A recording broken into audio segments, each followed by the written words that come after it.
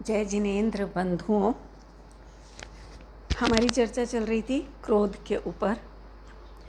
क्रोध के बारे में आगे हम बात करेंगे कि कई बार क्या होता है कि हम ये जानते हुए भी कि क्रोध करना बुरा है, दोष रूप है हमारे लिए भी और सबके लिए भी, फिर भी हम क्रोध का दोष करते हैं, क्रोध करते हैं। कैसे कि जैसे मान लो कोई हमारे अधीनस्थ है, हमारे परिवार में हो सकता है, हमारे व्यापारिक क्षेत्र में हो सकता है, समाज में हो सकता है, जहाँ भी हमारा दबदबा होगा, ऐसे किसी भी जगह पर कोई भी हमारे अंडर जो व्यक्ति होगा उसके ऊपर हम ये सोच कर के क्रोध करते हैं कि यदि मैं इसको गुस्सा ना करूं तो ये तो कभी अपना काम ठीक से करेगा ही नहीं, इसको समझ कैसे आएगी, इसको अक्ल कैसे आएगी। इस तरह की बातें हम लोग प्रायः बोला करते हैं और क्रोध करते दिखाई देते हैं। चाहे फिर वो क्रोध जो हमारा हो रहा है वो दूसरे के दोष पर ही क्यों ना हो रहा हो, दूसरे की किसी की गलती पर ही क्यों ना हो रहा हो, लेकिन हमें ये तो पता है ना कि क्रोध हमारे लिए कितना गलत है। एक जलती हुई माचिस की तीली को पकड़ने के समान है। अगर उस तीली को तुरंत फेंका ना गया तो वो हमारे ही हाथ को जला देगी। सामने वाले को जलाए या ना जलाए, उस पर कुछ भी असर करे ना करे, लेकिन हमें तो सबसे पहले जला देगी। ये सब जानते हुए भी हम क्रोध करते हैं। तो इससे पता चलता है कि हमारे अभिप्राय में क्रोध करना कितना भला कार्य मानते हैं हम, है ना। ये इससे पता चलता है। और जिस कार्य को भला मानेंगे तो उसको दूर करने का उपाय भी क्यों करेंगे। भले ही हम बाहर से ऐसा बोलते दिखते हों कि क्रोध करना तो बहुत बुरा है, बहुत गलत चीज़ है, क्रोध कभी नहीं करना चाहिए, क्रोध अंधा होता है, क्रोधी व्यक्ति भले बुरे का विवेक खो देता है, अंधे समान हो जाता है। ऐसी ऐसी बातें करने के बावजूद भी ये जो बातें हैं ये हमारी मान्यता तक नहीं प्रवेश कर पाती। और यही कारण है कि हमारे अभिप्राय में अंदर ऐसी मान्यताएं पड़ी रह जाती हैं कि यदि मैं बच्चे पर क्रोध ना करूं तो बच्चा पढ़ ही लिख ही नहीं सकेगा, है ना। पत्नी पर क्रोध ना करूं तो वो भी मनमानी करती फिरेगी। कुछ भी लगा लो आप, हर प्रकार से।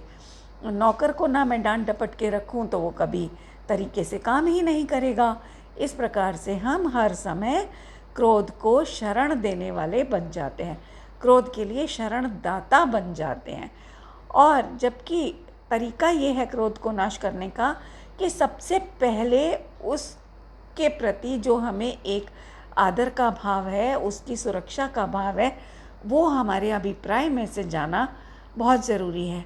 उसके बाद भले ही हम सर्वेंट को भी गुस्सा करें, घर में बच्चों को भी गुस्सा करें, A to Z किसी को भी डांटें फटकारें, लेकिन हमारे अभिप्राय में ये बात होना बहुत ज़रूरी है कि चाहे किसी मजबूरी के कारण मुझे गुस्सा करना पड़ रहा है या मेरे इस समय क्रोध कषाय का उदय ही है और मुझे ये ऐसा क्रोध करते बन रहा है, लेकिन किसी भी प्रकार से ये क्रोध तो मुझे या किसी को भी अच्छा है ही नहीं। फिर सिद्धांत लगाओ कि दूसरे का अच्छा या बुरा होना वो उसके भाग्य के अधीन है। मेरे समझाए से ना आज तक कोई समझा है, ना कोई समझ पाएगा, तो मेरा क्रोधित होना व्यर्थ है। क्रोध का नाटक कर सकते हैं बाहर में बच्चे को डांटने डपटने के लिए, वो एक डिसिप्लिन है, वो एक अलग मैटर है। लेकिन हम तो जो बात कर रहे हैं वो बीमारी की रूट तक पहुंचने की बात कर रहे हैं कि बीमारी को ख़त्म करना है तो उसकी गहराई में, उस जड़ तक जाना पड़ेगा कि जहाँ से उस बीमारी की शुरुआत हुई है, जहाँ से उसका जन्म हुआ है। वहाँ तक पहुँचे बिना किसी भी रोग का शांत होना बहुत मुश्किल है, असंभव ही है। मुश्किल क्या है, असंभव है। तो ये बात है कि हमें सबसे पहले अपने अभिप्राय में से इस बात को निकालना पड़ेगा कि अगर मैं गुस्सा ना करूं या मैं ऐसा वैसा ना करूं तो ये लोग तो कभी समझेंगे ही नहीं। ये जो मान्यता है इसको निकालना, इसके प्रति विद्रोह खड़ा करना। देखो, कोई हमारे घर अनचाहा मेहमान तभी तक आ पाता है जब तक हम उसका स्वागत करते हैं। जैसे ही मेहमान को समझ आने लग जाता है, 2 4 10 बार कोई आएगा, धीरे धीरे उसे अपने आप समझ में आ जाएगा कि ये व्यक्ति हमें पसंद नहीं कर रहा है, तो निश्चित रूप से वो हमारे घर आना बंद कर देगा। वही प्रक्रिया, सेम तरीका यहाँ भी लगेगा। आपको जो परिणाम अपना पसंद नहीं है, आप उसके प्रति उपेक्षा भाव पैदा तो करो अपने अंदर, फिर देखो किस तरह वो भागता है आपको छोड़कर। अरे आपको उससे छोड़ना नहीं है, वो खुद आपको छोड़कर भागेगा। आपको सिर्फ अपने से प्रीति करनी है और उसके प्रति उपेक्षा भाव, अपने आप भाग जाएंगे ये सब रागादि भाव। तो ये हुई एक बात। और कई बार क्या होता है, हम लोग गुण और दोष का भी विचार नहीं करते और बस यूं ही एक साधारण रूप से एक अभ्यासवश कह लो क्रोध करते रहते हैं। जैसे माँ है, माँ अपने बच्चे पर यूजुअली क्रोध करती दिखती है, अपनी भी फ्रस्ट्रेशन बच्चे पर उतार देती है। कई बार वो नहीं समझ पाती कि बच्चे की गलती है भी या नहीं, बस एक आदतन, और वो गुस्सा करती रहती है। पति अपनी पत्नी पर प्रायः देखा जाता है बिना बात के क्रोधित होता है। बाहर का समाज का, व्यापार का, नौकरी का, कोई भी उसका क्षेत्र हो, उसमें अगर कहीं उसे कोई समस्या है तो सारी फ्रस्ट्रेशन निकलती है बेचारी पत्नी पर, है ना। और तो कोई सामने होता ही नहीं है पति के, बस पत्नी ही दिखती है, तो सारा गुस्सा उस बेचारी पर, निर्दोष पर फूट पड़ता है। फिर उसको वही समस्याएं खड़ी हो जाती हैं, आर्त ध्यान खड़े हो जाते हैं कि मेरी गलती क्या थी। तो ये जो उसके अंदर भावना पनपने लगती है ना धीरे धीरे, जो धीरे धीरे बढ़ते बढ़ते एक अंदर जड़ तक बस जाए अगर, तो ये ही हमारे संसार की जड़ बन जाती है, जन्म भूमि बन जाती है, जन्म संसार को जन्म देने वाला बीज बन करके पड़ जाता है हमारी चैतन्य भूमि में। तो इस प्रकार से क्रोध करना बिल्कुल छोड़ें हम, तभी छोड़ेंगे। छोड़ने का मतलब है कि उसके प्रति आदर भाव को समाप्त किया जाए, उसके प्रति उपेक्षा भाव लाया जाए कि ये आदरणीय नहीं है, किसी भी प्रकार से करने योग्य नहीं है। अरे जो काम हम क्रोध से कहते हैं, किसी को क्रोध से करवाना चाहते हैं, और सच बताऊं तो क्रोध से कभी कोई कार्य हो भी नहीं पाता। हम कितना भी चीख पुकार कर लें, कभी भी सामने वाला हमारा काम नहीं करेगा। अगर करेगा तो बिल्कुल बेमने मन से करेगा, खुश होकर के कभी नहीं करेगा। वो भी हमें समझ आ जाता है। फिर इस प्रकार क्या होता है, डिफरेंसेस बढ़ते जाते हैं रिलेशंस में, बहुत ज़्यादा डिफरेंसेस आ जाते हैं। और उसका कारण ये होता है कि हमारी रात दिन की टेंशन हमारे सामने खड़ी हो जाती है, क्योंकि प्यार मोहब्बत का वातावरण ख़त्म कर दिया हमने, खुद ही ख़त्म कर दिया। तो हर समय एक चिड़चिड़ाहट का वातावरण, तो मन की प्रसन्नता उसमें कहीं खो जाती है। मन की प्रसन्नता का खोना मतलब आत्मा के आनंद का खो जाना, आत्मानंद की प्राप्ति का अवसर ही चला जाता है हमारे हाथों से, ये कहना है मुझे, है ना। और ये तो बाहर की बात हुई कि बाहर की और अंदर की दोनों की बात ली मैंने, कि बाहर में तो रिश्तों में जो स्नेह होता है, आपस में प्रेम भाव, मधुरता, वो सबका नाश करने वाला होता है क्रोध। बाहर में यश का नाश करने वाला होता है। क्रोधी व्यक्ति के पीठ पीछे सब उसकी बुराइयां करते हैं, कोई उसका यश नहीं करता। तो इस प्रकार उसकी वो निंदा का पात्र बनता है वो व्यक्ति। और अध्यात्म में देखें तो हर समय वो क्या कहते हैं, दुर्गति में ले जाने वाले कर्मों का बंद करता है। फलस्वरूप दुर्गति में जाकर के कैसे खुश रह पाएगा बताओ। और खुशी नहीं होगा तो आनंद कैसे प्रकट होगा। आनंद को प्रकट होने के लिए तो आनंदमय भूमि चाहिए, मतलब प्रसन्न चित्तता चाहिए। तो इस प्रकार से साथियों, आप खुद विचार कीजिएगा कि आपको क्या प्रिय है, क्या करना आप चाहते हैं। और क्रोध से होने वाले दोष बताती हूँ आपको। अपने आत्म स्वभाव की प्रीति नहीं हो पाती किसी भी प्रकार से, क्योंकि अभिप्राय में तो पड़ा हुआ है ना क्रोध आदि करने का कर्तृत्व, कि मैं ये ना करूं तो कैसे हो, मैं वो ना करूं तो वो काम कैसे हो। ये जो बात पड़ी हुई है ना अंदर, ये आत्मा की प्रतीति नहीं होने देती, क्योंकि कारण उल्टा है बिल्कुल। आत्म प्रतीति होती है अकर्तृत्व के भाव में, और हम यहाँ कर्तृत्व के भाव में पड़े हुए हैं।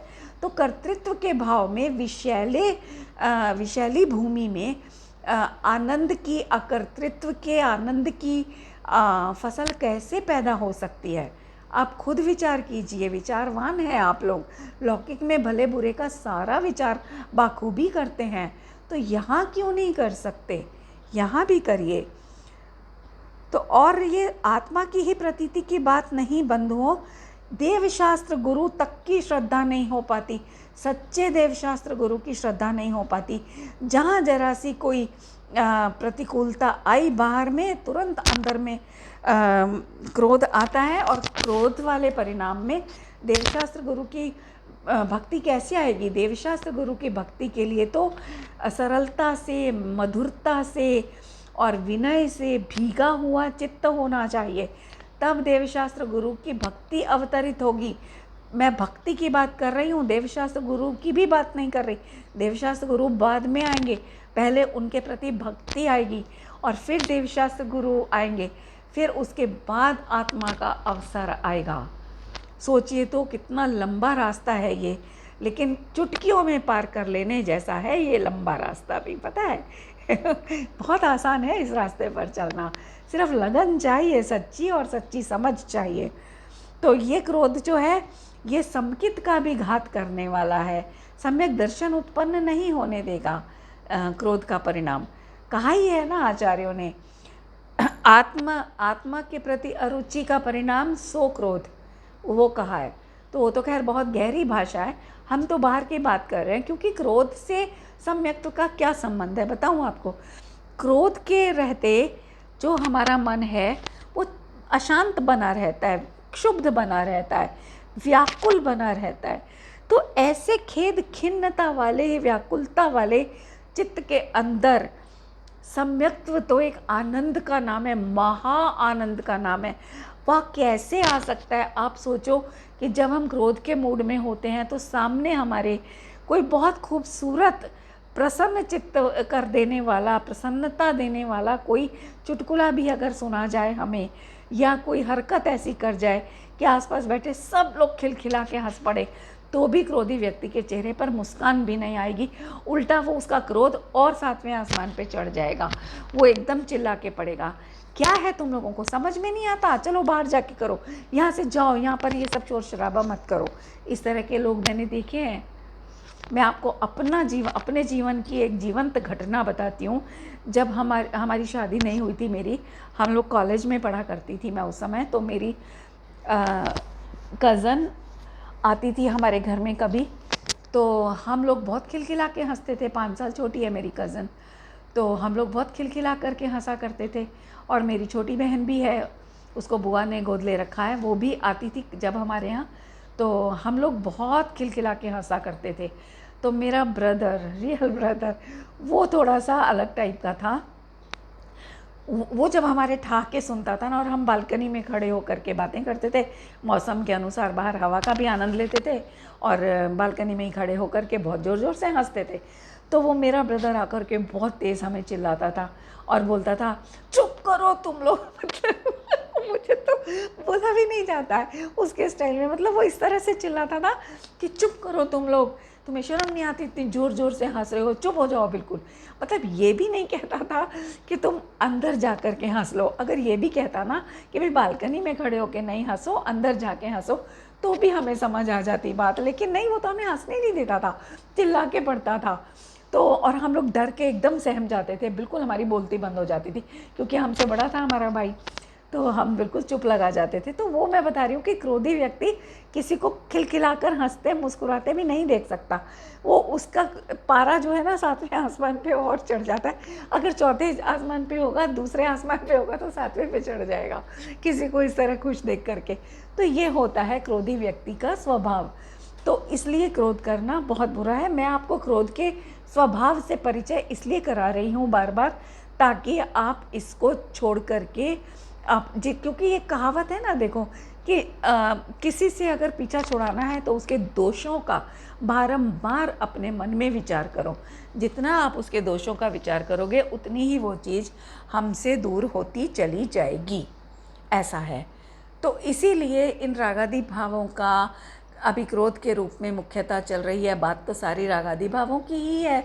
तो उनका अगर हम दोष विचार करें, जो हमारे आचार्यों ने पग पग पर हमें जताया है, एक जिनवाणी के एक एक शब्द में सागर भरे हैं, आप उनको समझो और उनका बार बार मनन करो कि इन परिणामों से ही हम आज तक संसार में भटकते आ रहे हैं, दुखी होते आ रहे हैं। हमारा अपना जो स्वाभाविक आत्मा का आनंद है, एक सुख का स्वभाव है, अनंत आनंद में खेलने का जो हमारा स्वभाव है, वो हमसे दूर होता जा रहा है। क्यों? उसका कारण ये ही रागादि भाव, क्रोध। रागादि के दो भाग किए हमारे आचार्यों ने, राग और द्वेष। क्रोध और मान को रखा द्वेष में, माया और लोभ को रखा राग में। तो अगर मैं क्रोध कहूँ या रागादि भाव कहूँ, द्वेष कहूँ, एक ही बात समझना आप।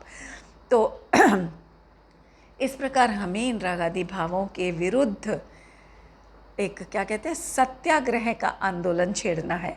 सत्याग्रह गांधी जी ने छेड़ा था ना, अंग्रेजों के चक्के छुड़ा दिए थे। तो यहाँ पर सत्याग्रह क्या होगा, देखो, सत्याग्रह के का संधि विच्छेद करो, सत्य प्लस आग्रह।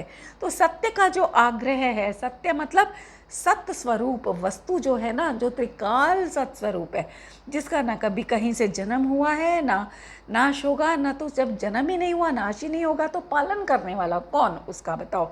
मतलब स्वभाव से ही अनादि अनंत, ऐसा मेरा स्वभाव है। स्वभाव से ही मैं अजन्मा और पालित हूँ अपने आप में, अपने ही आनंद से पाला जा रहा हूँ निरंतर। ऐसा जो मैं आत्म स्वभाव हूँ, आत्म वस्तु हूँ, उसको देखो। तो उसको जब हम देखेंगे ना, तो ये सारे जो रागादि भाव हैं, ये हटते चले जाएंगे। तो ये मेरे को कहना था बंधुओं कि इस प्रकार ये जो क्रोधादि भाव हैं, ये हर प्रकार से दुर्गति के, नरक गति के कारण है। और वो तो दूर की बात हुई, इसी जन्म में भी हमें निरंतर आकुलता का, दुख का कारण है। क्रोध के समय में कितना दुख होता है अंदर में, आप खुद टटोल के देख लेना अपने अंदर में। कितने जैसे अंदर में एक जलन महसूस नहीं होती। मैं तो बहुत लोगों से मेरी बात होती है तो लोग यही बताते हैं सच में, और मैं खुद देखती हूँ जलते हुए। जब भी क्रोध आता है, मैं अपने को अंदर में जलता पाती हूँ उस अग्नि के अंदर। मुझे लगता है जैसे मेरी कोई शांति जला रहा है अंदर ही अंदर, अथाह शांति है मेरे अंदर। मेरी उस अथाह शांति को कोई निरंतर जला रहा है, ऐसा महसूस करोगे आप लोग, फिर आप इसके प्रति आंदोलन छेड़ोगे। तो मैं कह रही थी सत्याग्रह। तो ऐसा जो सत्य स्वरूप आत्मा है हमारा, हम खुद आत्म स्वभाव है जो हमारा, उसका आग्रह जिसे हमारे आचार्यों ने उसका पक्ष करना बोला है, उसका अवलंबन लेने के लिए जो शब्द आते हैं ना, अवलंबन लो, आश्रय करो, द्रव्य का आश्रय करो, आत्मा का आश्रय लो, इस प्रकार के जो शब्द आते हैं, उसी को सत्याग्रह के रूप में भी कहा जा सकता है, कहा ही जाता है। तो ऐसी सत्स्वरूप अपनी आत्म वस्तु का आग्रह जिसे हो जाएगा ना, तो फिर इन रागादि भावों के विरुद्ध आंदोलन छिड़ गया समझो। ऑटोमेटिक है, मतलब इधर आग्रह आया सत्य का, तो उधर आंदोलन ऑटोमेटिक हो जाता है, करना नहीं पड़ता, ये तो सिर्फ कथन मात्र हैं। तो इस प्रकार आप सत्य के आग्रह से क्रांति उत्पन्न कर दो इन कर्मधारा में, इसमें है ना। और दूसरे देखो फिर और क्या होता है क्रोध के साथ। क्रोध कैसा होता है? क्रोध इतना भारी पत्थर की दरार के समान है, जैसे कि पत्थर पर अगर कोई दरार पड़ भी जाए, लकीर, तो वो मिटती नहीं है ना कभी भी।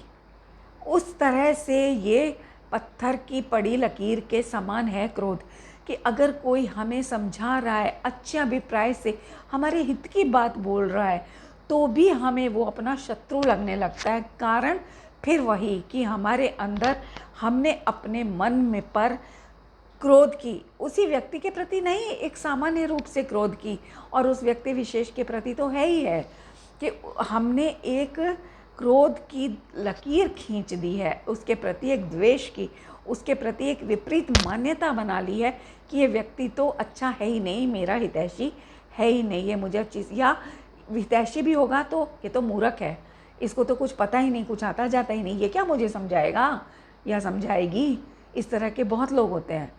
तो इस प्रकार बहुत से पति पत्नियों को भी मैंने देखा है, कोई अगर थोड़े ज़्यादा इंटेलिजेंट होंगे ना दोनों में से, तो वो अपने दूसरे पार्टनर को हर समय हेय नज़रों से देखते हैं कि तुम क्या कर लोगे यार, तुम्हें क्या आता है, कुछ नहीं, बुद्धू समझते हैं उसको।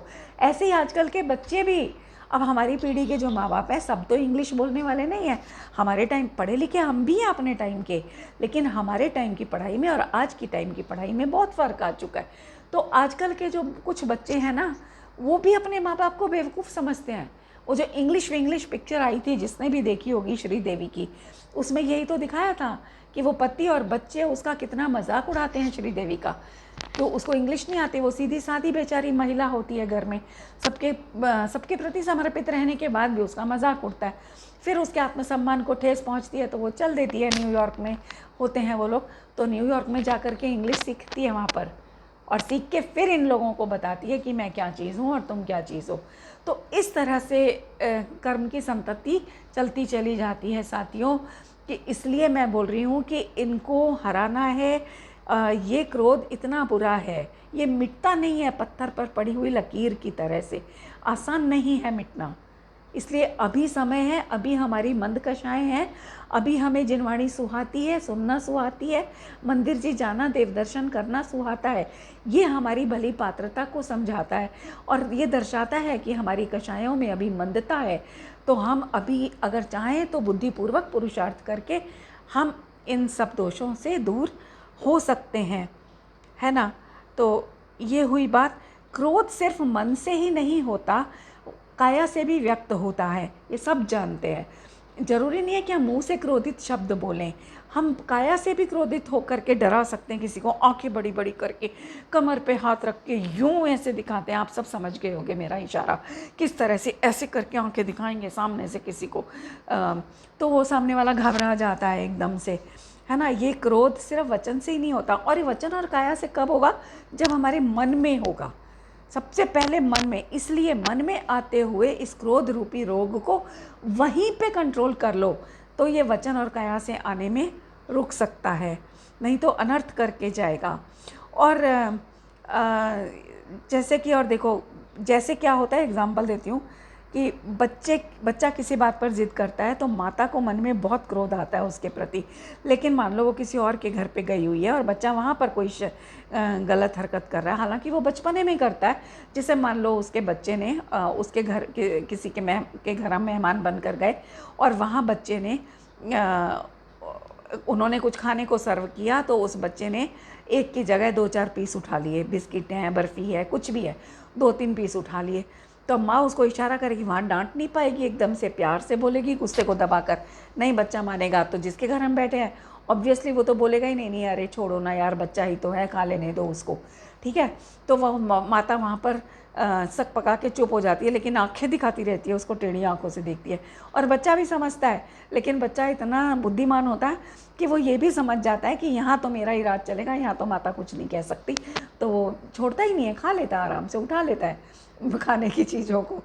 तो ये जो है ना, कि ऐसे में ये क्या है कि ये मन से तो वो गुस्सा कर रही है, मन में तो क्रोधित है, लेकिन बाहर से व्यक्त एकदम से नहीं कर पा रही है ना। और नौकर की भी ऐसी है, गलती हो, नौकर की अगर गलती नहीं भी है और मालिक द्वारा डांट पड़ जाए उसे, तो वो बाहर से तो शांत रहता दिखेगा, बेचारा नौकरी है, उसे तो शांत रहना पड़ेगा, नौकरी का सवाल जो है, लेकिन मन में उसके भयंकर क्रोध उबल रहा होता है ना।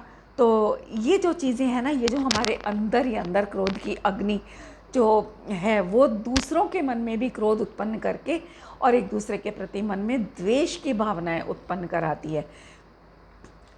ये बहुत गलत है। इसलिए क्रोध बहुत गंदी अग्नि के समान है, इसको जीतना बहुत ज़रूरी है।